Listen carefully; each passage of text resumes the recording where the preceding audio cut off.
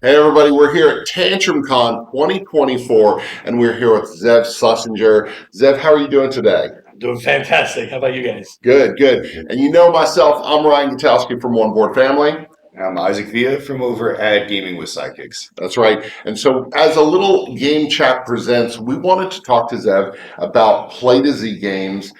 This is your new publishing house. You're doing this with a great group, a great cast of people to make this happen. So tell us a little about Play to Z Games. Well, Play to Z Games was formed with just talking to friends in the industry about what I was going to do after leaving WizKids. We had parted ways. And while I was looking for work in the industry, I was thinking, well, what if I started my own company again? So it was something I was doing in the background for a while. And I would be talking with, again, my various friends. And it just came to the point where, of all the things that were available, that was progressing faster and faster, and more people were becoming interested in it. So it just seemed that was the way to go, to do Play to Z with a bunch of great people in the industry, and to do our own games. Nice. And you have a pedigree in creating game companies. So tell us, give the viewers a little background. Well, I founded Z-Man Games. Yeah. I did that for quite a while. I sold the company in 2011, but I still worked for them for about 4.5 years. And then in 2016, I moved on to WizKids, and I was the director of board games there. And my job was to inflate their catalog of board games, get them really into it. And I think I did that. We have like something close to 100 or so published games within that company. And that's the two main things. And actually, even before Z-Man, I was doing stuff with the game industry. I was a Pro Tour judge at one point. I was one time, but the first one, I was one of the first ones. But I did a lot of demonstrations of collectible card games. That's how I really got into the industry. Very cool. That's awesome. And Ryan talks a little bit about Play to Z being a diverse cast. What sets the group apart? What's unique, and kind of who makes up some of that team? Well, we have designers, former publishers, a retailer, a convention guy. We have content creators.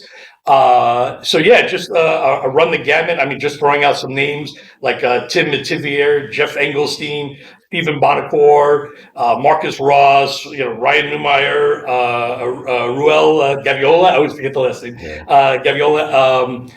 Scott Brady, and so on and so forth. Corey Thompson. So these are just people from various aspects of the industry that were just interested in getting a little more involved in the industry in a different way for them. And also, I guess they believed in me, which was very nice. It just worked out. It really did. Sounds really cool. Awesome. So we've got a playmat right here in front of us.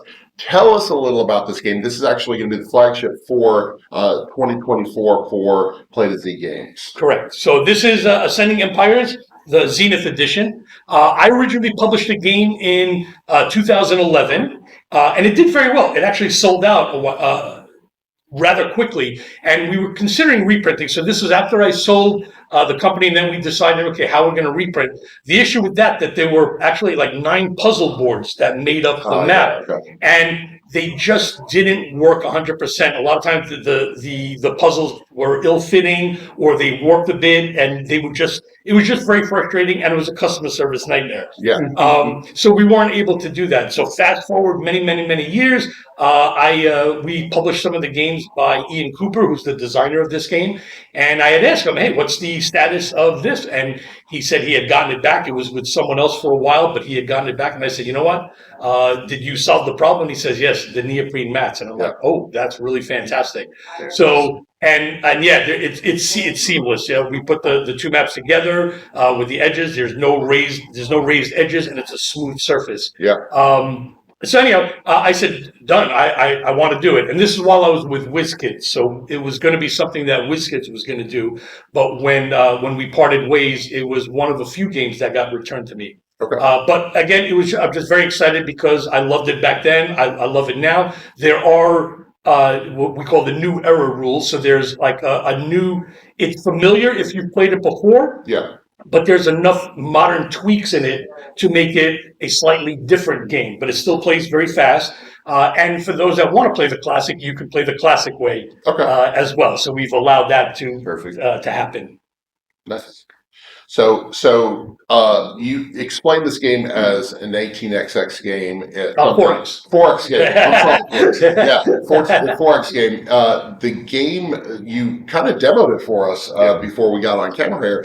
It looks really fun. Like you're basically guiding your starship. You're flicking a starship to a location. You're flipping over the world. You're exploring. You're getting resources. You've got these really nice trays basically with all the people that you need. You've got troops. You've got all these different pieces that are going to go on recessed player boards. Like I just had fun playing with the pieces, So planets. So as you say, right, those are the planet discs. They start face down. They also have tokens on them. These are what we call them discovery tokens. And when you reveal them, these are things you can interact with. So that's one of the actions. Yes. So in the game, right, there's move, deploy, build, and interact. Those are the 4 actions. You do 1 action a turn. A move allows you to move a starship up to 2 times or 2 starships once each.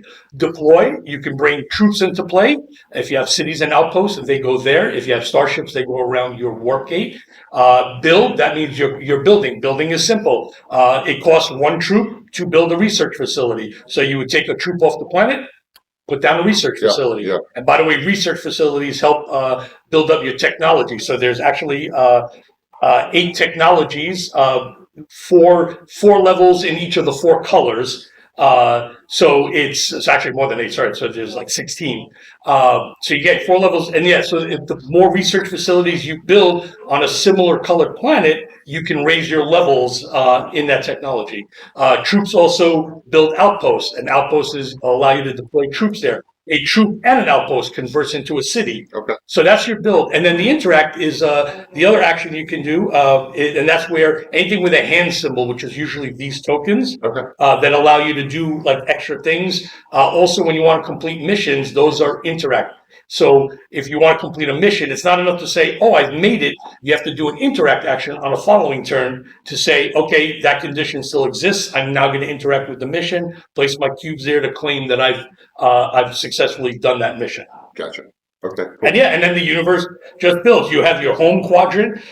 You get points for planets you occupy in your home quadrant, but you get more points if you occupy planets in other quadrants. Yep. So that's something that you want to look into. And very, very easy. So you got the explore by flicking your ships to reveal planets, expanding by going from planet to planet, exterminating. Yes, you can fight other players. Normally what you do, it's a simple mechanism where if you have enough attack strength in your ships that overwhelm the defense strength of the planet, then those pieces are removed. You get VPs for them, and then it's your planet and you can land on them and so on. And then the exploit is, again, like putting the research facilities to get the resources, which is including your tech. Nice.